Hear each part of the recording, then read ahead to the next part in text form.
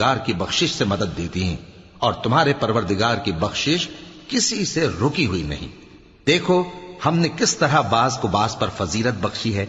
اور آخرت درجوں میں دنیا سے بہت برتر اور برتری میں کہیں بڑھ کر ہے، اور اللہ کے ساتھ کوئی اور معبود نہ بنانا کہ ملامتیں سن کر اور بے کس ہو کر بیٹھے رہ جاؤ گے۔ تمہارے پروردگار نے ارشاد فرمایا ہے کہ اس کے سوا کسی کی عبادت نہ کرو، اور ماں باپ کے ساتھ بھلائی کرتے رہو، اگر ان میں سے ایک یا دونوں تمہارے سامنے بڑھاپے کو پہنچ جائیں تو ان کو اف تک نہ کہنا، اور نہ انہیں جھڑکنا،